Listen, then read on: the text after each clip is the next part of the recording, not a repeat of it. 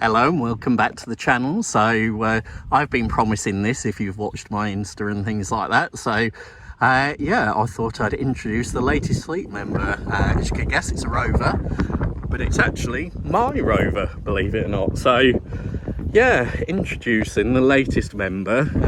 Wasn't a car I generally intended to buy, but sometimes when these things come up and you want to try them, it's kind of best to go for them, and who needs savings anyway when you've got cars. So yeah, so this one is 1998 on an S plate, Rover 620, but the interesting part is the 620 Ti, which we'll get to in a second, but that's the most important bit to the car. But yeah, it's in a black colour. Now, as with most of my cars, shock horror, it's not in the best condition exterior wise.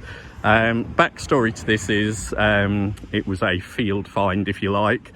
The guy I bought it off found it abandoned in a field, I think it was, local to where he lived down in the Swindon area. Yeah, he took it on and started doing a lot of the mechanicals, particularly the restoration work on it, but the mechanicals to get it back roadworthy. He put lots of money into it in terms of mechanicals, but then it was just time to sort of move it on. So I sort of grabbed it. It was a good price for what these are. Yeah, and it was a good price. Bodywork wise, as I'll show you, it's far from the best.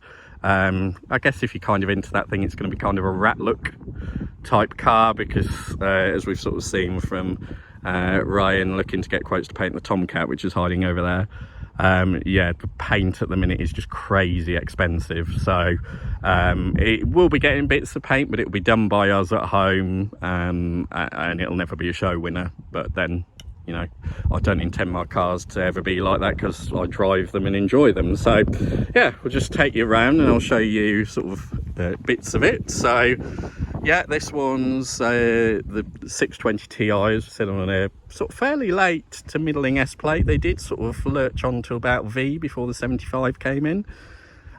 So this is the Honda derived sort of Rover based car. So essentially shares a lot of its platform with the Honda Accord, things like suspension, double wishbones at the front and the rears. Rover did tweak the suspension handling to be more sort of attuned to British roads, as the Hondas tend to ride fairly hard, and it does ride very well. So yeah, we'll sort of take you around the outside. So as I said, this is a Ti model, which is sort of important. It looks like just a normal, if you like, Grandad's 600 from the outside, but the Ti has Rover's T-Series turbo inside it. So such things you'll see on, you know, the Tomcat turbo coupes. They put them in Rover 800 Vitesses as well. Quite a well-proven engine. And before anybody makes any kettle jokes, it's not a K-Series lump, so these don't generally suffer from that. So yeah, it's as we can sort of see going around, it's still fairly original. So it's got its original Rover alloys that are actually not in bad nick, to be fair. Paintwork wise, as we said, the guy started rubbing back the paint on the mirrors to try and repaint them, so he sort of got halfway done with that. A lot of the chrome trims are sort of a bit damaged, as you sort of go along and see. But actually, bodywork wise, in terms of structurally, it's not bad. It's had some welding on the rear dog legs previously, as we'll sort of see round here, and then this is where the bodywork starts to get worse. So here we have no idea what somebody's done in the past. I think it had a dent from when it was in the field, and somebody's tried to do this with a load of filler as sort of glass fibre, I think, over the top of it, rather than trying to do it properly. So it's also very flat here, so it should be, this is a black, so it should be a black colour, but it is very flat. So because Ryan likes Rovers, my brother, and this offends him, it will be sort of attempted to make it look better in short shrift. So that'll be being taken off. We'll pull out the dent, filler it properly, and then it'll just get a blow with a spray gun. As I say, it's not going to be perfectly matched, but it'll be better than it is. If we come around to the rear, So it's actually got a different colour bumper if you look. So this is a slightly grey bumper, because again the bloke found one because it had been damaged, but also he found, to go with it, a genuine Rover parking sensors kit. They aren't actually hooked up yet, but they will be. So it's got a genuine Rover optioned parking sensor kit, which got all the bits for. We just need to have the time to sort of connect it. We've only had this car about 2 weeks now, so it's still fairly early on, but this will be getting repainted in the proper colour, the proper black colour, and then the parking sensors will be getting connected so they work. I've also ordered, just to make it look a bit more aesthetically pleasing, it's got the standard twin pipes, which I believe Rover never fitted finishers over. So the ones off a 216 GTI will fit, so I've ordered a pair of those just to make it look a bit better. These generally came debadged at the back, so it's actually the previous owner had bought a 620 proper TI badge to go on it anyway, so we've actually stuck that on, as you can see there, and the TI being the all-important part.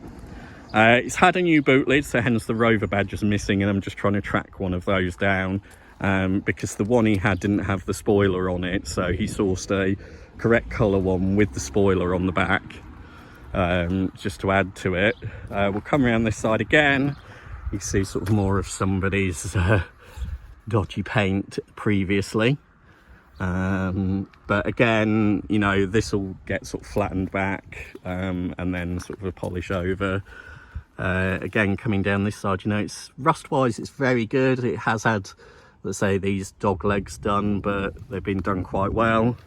There's a few scrapes from its time in the field, as you can sort of see on the doors, but again, this is not a big deal to sort of pull out and make nice, or nicer. Flipping spiders webs, go and live in a tree, not in my car, thank you. So yeah, it's, you know, sort of taking you around the thing. For what I paid for it, I'm very pleased. It's even got genuine Rover accessory headlight covers. Now, speaking to Ryan, who knows about these things, but I believe those in themselves are actually worth quite a bit of money. So as you see, it's got the full fog lights and everything at the bottom. But the one thing about the TIs is they were quite a sleeper, because nothing screams out, I've got a 200 horsepower engine underneath me. So that's what I like about it. Having had things like Saabs in the past where, you know, Saab did pretty much the same thing. They were very low key, but went like a rocket. And they do surprise things, and that's kind of what I like. Having had other more shoutier cars in the past, you generally get the, should we say, idiots of society trying to race you and do all sorts of silly things like that without, you know, when you're just trying to drive normally. So I do like a sleeper car, but yeah, we'll just have a quick look in the interior. Again, this car is going to be very much a constant work in progress, so it's not going to be something we're going to get perfect in a few months. It'll be driven. It's got an MOT till December, so it's just going to be driven, enjoyed, and then bits corrected as and when we can, and money allowing. So yeah, sort of standard Rover stroke Honda fare inside. You know, this car, and yes, you sort of see the seats have sort of suffered a bit. They're half leather with sort of this pattern on the side. But if we jump in, I'll show you the actual mileage of this car without trying to make you too sick. So we'll zoom in. So this car, if you can see, is on 186,000 miles. So it's far from in its first flush of youth. So I think the trim has actually stood up pretty well to A, being stood in a field, and B, sort of, you know, that sort of mileage. So inside, it's standard Rover fare, Honda fare, you know, Honda switchgear, sort of looking around there, sort of centre console. It has air conditioning, which does actually work, but at the moment there's an issue where the flaps internally are stuck on the hot side, so we need to do some investigation into that, because I believe once that's fixed and it allows them to switch to cold, we'll actually have fully functioning air conditioning, which is obviously a bonus. Rover clocks, they all go. We've got spares of these. The car actually came with sort of bag loads and boxes full of spares as well. So it's just going to be a case of going through those when we can. You know, the trim has sort of suffered a little bit, you know, sort of cracking around here. And this is actually a new gear knob, a new old stock gear knob, so you source that.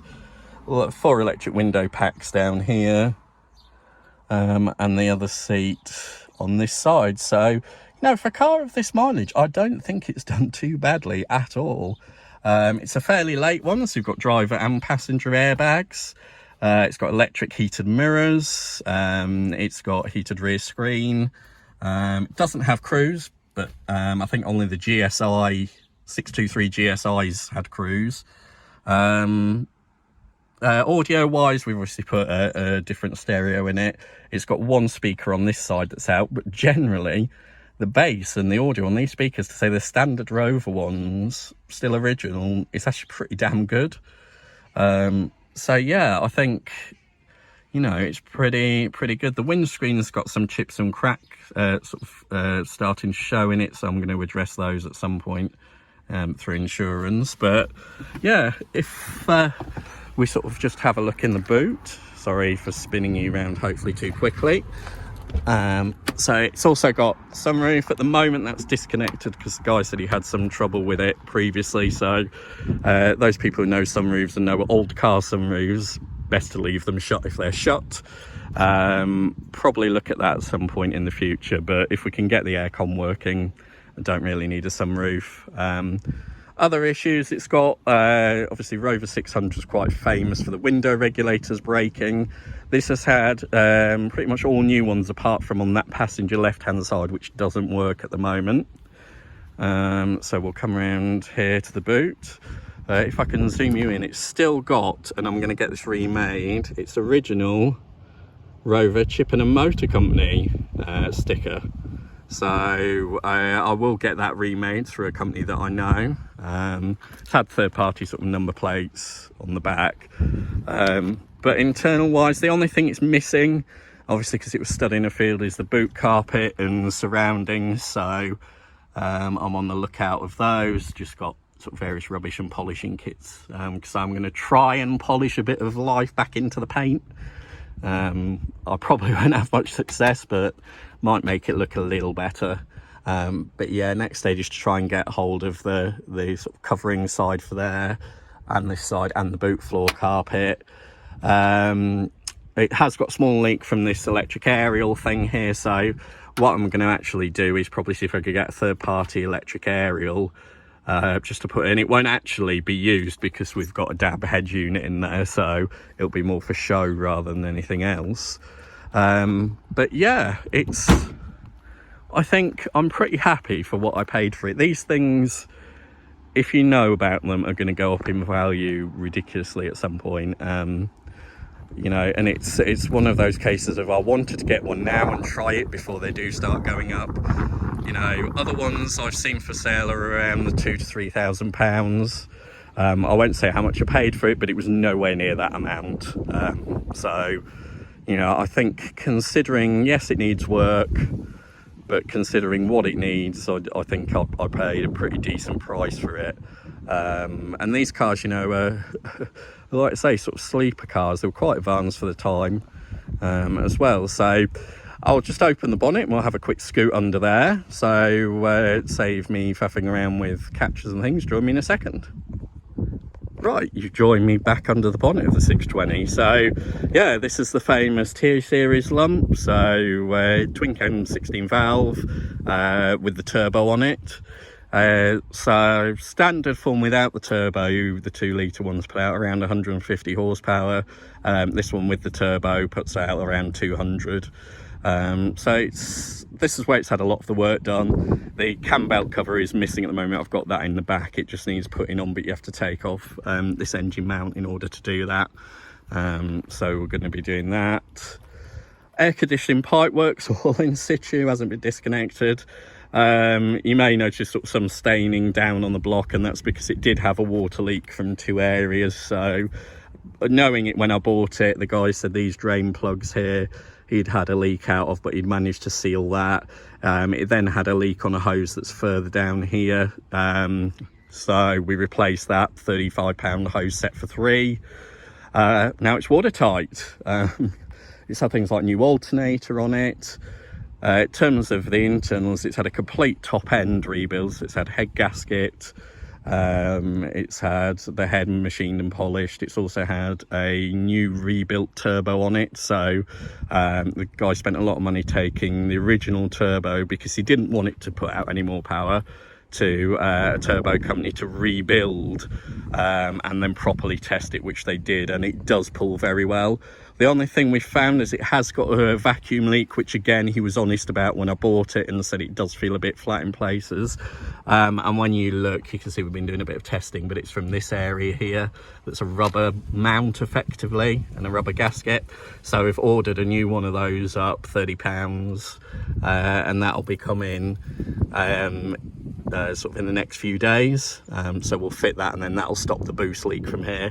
Some of the pipes are a bit aged, so few of the boost pipes and things like that, but we will get round to sort of going through and replacing those as well as we go along. But you know, we've had this car for a couple of weeks now. Ryan took it to work last week and ran it about, and it's done 300 miles, no issues.